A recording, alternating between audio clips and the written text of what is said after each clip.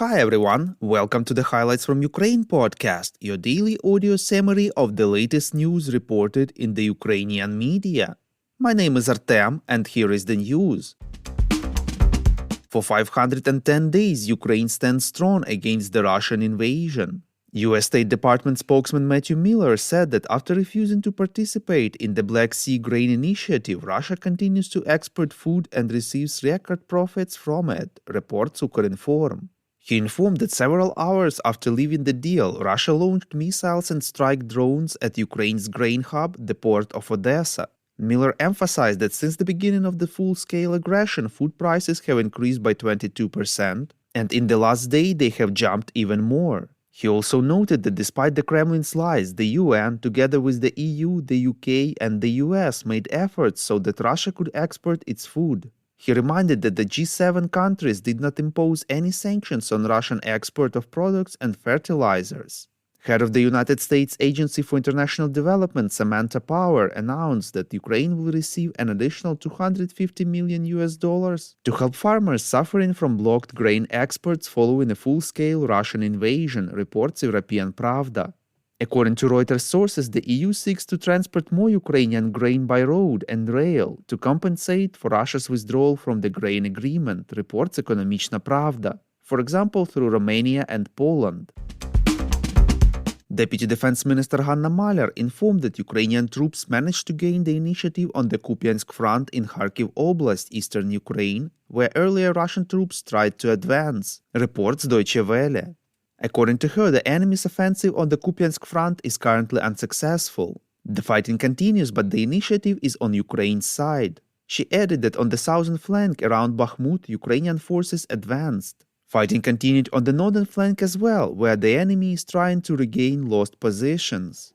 The commander of the ground forces of Ukraine, Colonel General Alexander Syrsky, has said that it is practically impossible to get quick results in the offensive due to the amount of mines and defensive barriers, reports Interfax Ukraine. In an interview with the BBC, he stressed that Ukrainian army has an advantage in the unity of the military leadership and the trust of the soldiers.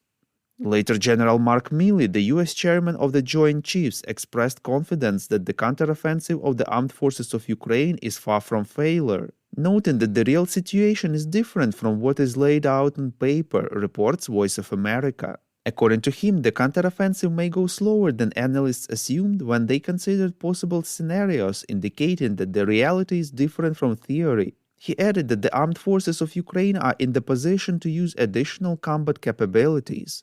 He informed that participants of the Ukraine Defense Contact Group have prepared 17 Ukrainian combat brigades for counteroffensive operations, and many of them have not yet been involved in combat, reports Ukrainska Pravda. We would really appreciate if you could rate us, ideally with 5 stars, and leave a glowing review in the apps where you are listening to this podcast: Apple Podcast, Google Podcast, Spotify, and others. This really helps more people to find out about the highlights from Ukraine and learn the truth about Russia's invasion.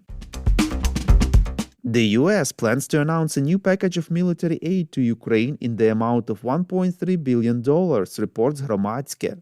According to Reuters sources, a new package of US military aid to Ukraine is expected to include air defense, anti-drone systems, explosive drones, and ammunition. These are in particular the Vampire anti-drone systems, which the US ordered from the manufacturer in January this year, the Phoenix Ghost and Switchblade drones, as well as a significant number of anti-drone systems from an Australian company, Drone Shield, radars, sensors, and analytics systems. It is not clear when exactly the new military aid package will be announced. In addition, the contents of the package may still be subject to change, Reuters notes.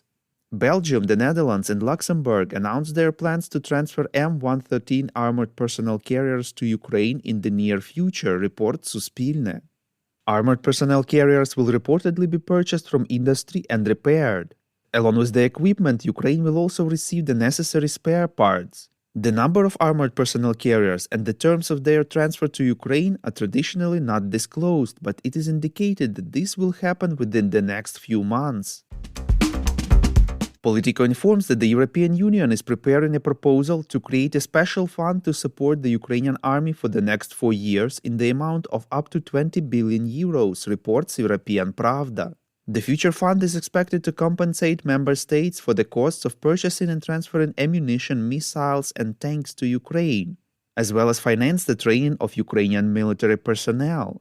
Although the EU already provides similar aid to Ukraine through the European Peace Fund, it is carried out through tranches that can be blocked by individual member states. In addition, the volume of the fund is quickly exhausted, and only recently it had to be renewed. A new proposal for military financing of EU countries was received for review on Monday. EU foreign ministers will consider it on Thursday during a meeting in Brussels. According to the two diplomats, Brussels aims to approve the proposal by the autumn. The new military support fund will complement the EU's proposal to allocate 50 billion euros of non-military aid to Ukraine in the period between 2024 and 2027. President of the South African Republic Cyril Ramaphosa said that Russia hinted on the potential negative consequences of Vladimir Putin's arrest on the warrant of the International Criminal Court if he arrives in August at the BRICS summit, reports European Pravda. Ramaphosa explained it to the court, which considered granting Putin immunity from arrest. According to him, Russia has made clear that arresting its incumbent president would be a declaration of war. Taking risks and going to war with Russia is against the South African constitution, Ramaphosa said. South Africa ratified the Rome Statute of the International Criminal Court, which issued a warrant for Putin's arrest in March, suspecting his involvement in the mass deportation of Ukrainian children from the occupied territories. Despite this, Ramaphosa has publicly stated that he expects the participation of the Russian president at the BRICS summit in August. BRICS stands for Brazil, Russia, India, China, and South Africa. Ramaphosa earlier requested that the Russian delegation at the BRICS summit in August be headed by Sergei Lavrov, Minister of Foreign Affairs of Russia, instead of President Vladimir Putin, but the request had been denied.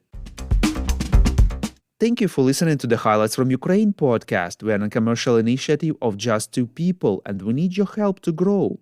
Share information about the podcast, rate us in the app, subscribe to our Patreon.